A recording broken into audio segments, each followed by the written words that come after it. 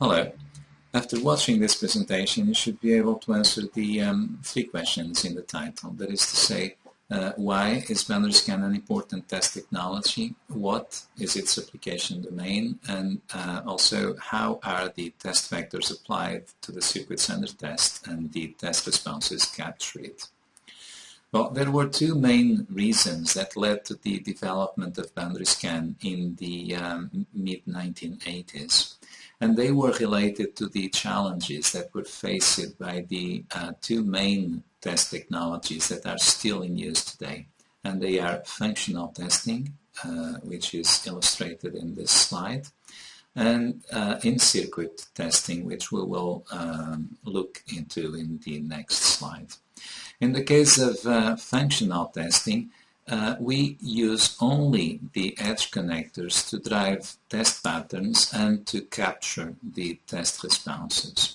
So in the case of functional testing, we have no physical access to the printed circuit board nodes that are located inside the board.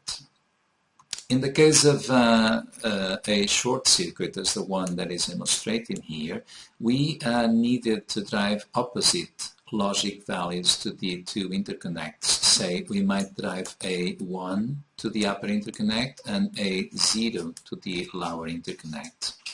Of course, if the two interconnects are shorted, then only one logic value will prevail, either the 1 or the 0, according to which of the two is stronger. Well, the question then becomes, what is the logic value or the logic pattern that we should drive at the edge connector inputs such that after propagating through the core circuitry of this device, it leads to a 1 at this node and to a 0 at this other node. And likewise, if we expect to have a 1 here and a 0 there, we need to know how they will propagate through this other integrated circuit so that we know what is the expected response at the edge connector outputs. And this was the main difficulty for functional testing, because as the integrated circuits became more complex, predicting how the logic patterns would propagate through the core circuitry became increasingly complex. Now, the main alternative is in-circuit testing, and in this case we use very small test channels in the form of small nails or needles that make physical contact with the printed circuit boards. In the case of with the printed circuit board nodes. In the case of this open circuit, for example, we could use this test channel to drive a 1 and use this other test channel to read the value that is present at this other end of the interconnect. And then just repeat the experience by driving a 0 at this test channel and checking if we capture a 0 on the other end. Well, there might be a conflict here, as you may have realized, because as we drive 1 or a 0, the core circuitry is also trying to drive any given logic value to the same interconnect. So we might have the test channel trying to drive a 1 and the core circuitry trying to drive a 0.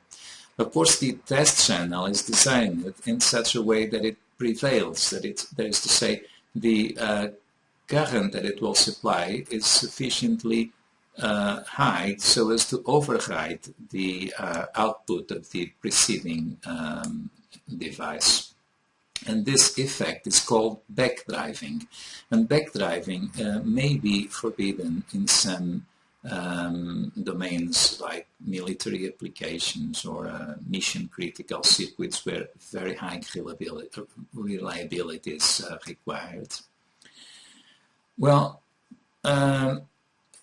the main challenge faced by in-circuit testing was the shrinking size of the integrated circuits. So as we started to have surface mount devices, which can actually be on both sides of the printed circuit boards with very small pins, then it became increasingly complex from the mechanical point of view to be able to make all these physical contact points with sufficient precision in hundreds or thousands of nodes. Complex and, of course, expensive. So the boundary scan test principle consists of having one small test cell associated to each functional pin of the device. And these small test cells, they have two main operating modes. They can isolate the core from the pin, or they can work in transparent mode, whereby the core is connected to the pins. So if they isolate the pin from the core, they will be in test mode, and if they connect the pin to the core, they will be in transparent or normal operating mode.